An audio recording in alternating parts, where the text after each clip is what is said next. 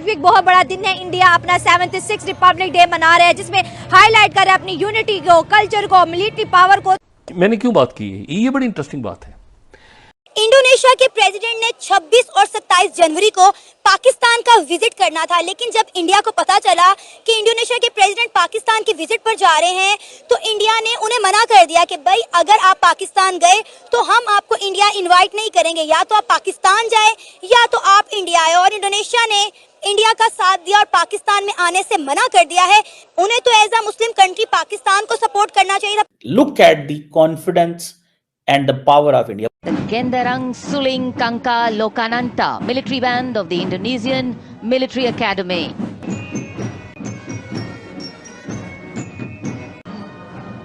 The marching contingent, the Indonesian National Armed Forces TNI, showcased their discipline and national pride. Deepest appreciation and the great honor I've received today.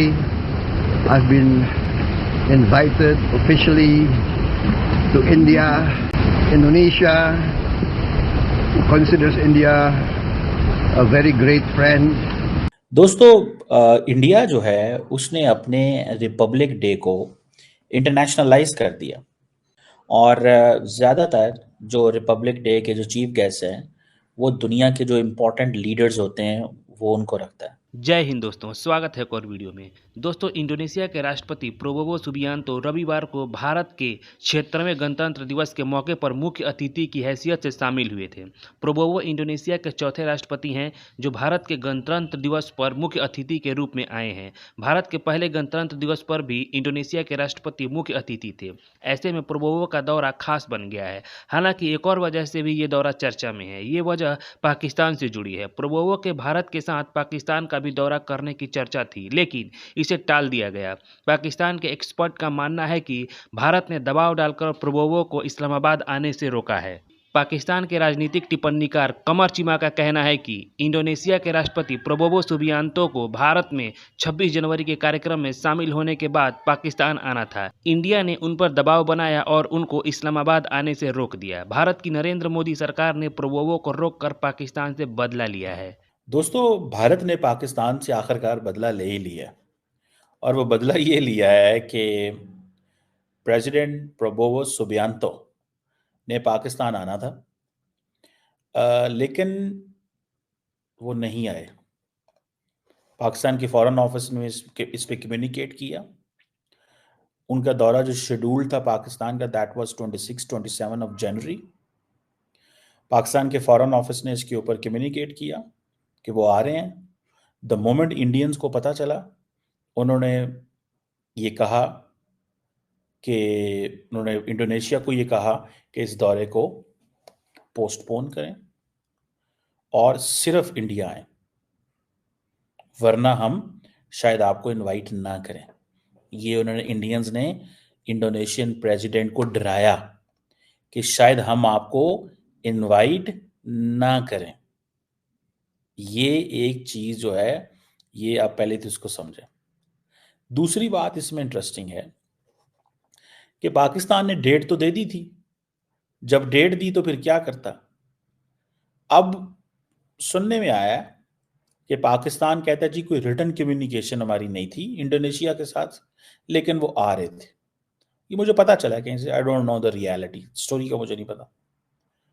अब कहते हैं जी verbal communication थी। भाई अगर verbal communication थी तो ये कैसे मुमकिन हो सकता है कि आप डेट दे दें। आपको वर्बल कम्युनिकेशन की प्रोबोवो सुबियांतो साहब ने कि मैं आ रहा हूं, फोन नीचे रख दिया। फिर वर्बल कम्युनिकेशन की मैं नहीं आ रहा। अब डेटें चेंज हो गई हैं। अब वो हफ्ते बाद आए, 10 दिन बाद आए, 15 दिन बाद आए।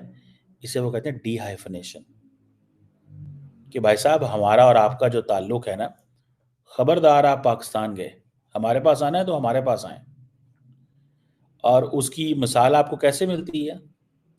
उसकी मिसाल आपको कैसे मिलती है कि आज जब इंडोनेशियन प्रेसिडेंट ने ये कहा, इंडोनेशियन प्रेसिडेंट ने ये कहा कि we prioritise our relations, we prioritise our relations. इसको आप इसी चीज से अंदाजा लगा लें।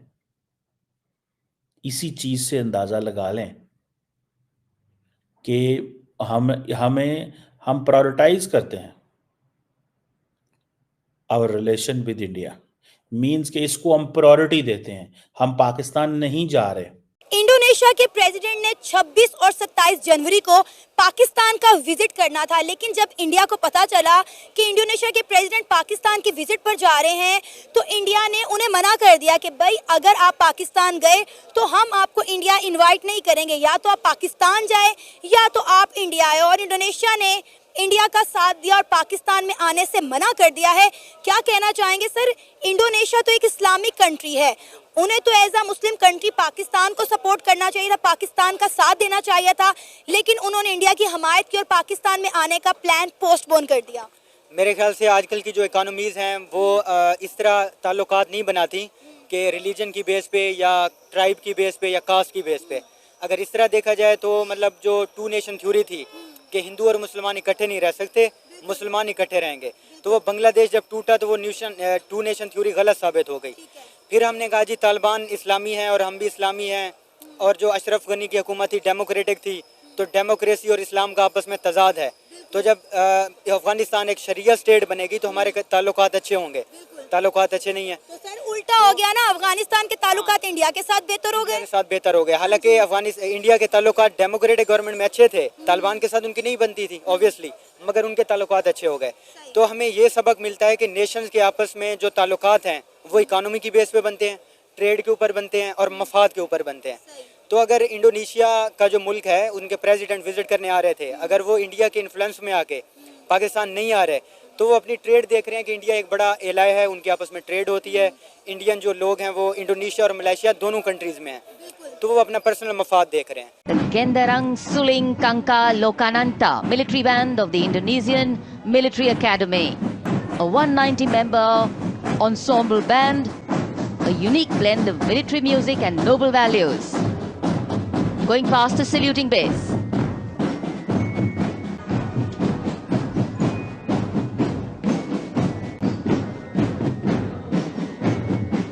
Proud moment for our chief guest too, as the band goes past the saluting base. All a part of the band.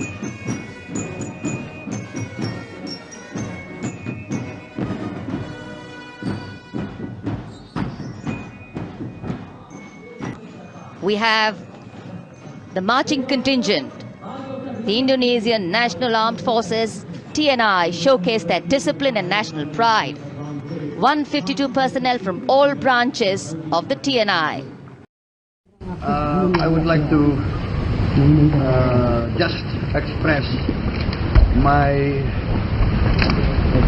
deepest appreciation and the great honor I've received today. I've been invited officially to India, Indonesia considers India a very great friend. India was one of the first country, maybe the first country to recognize our independence, to support us in our struggle for independence. We will never forget. I'm really honored today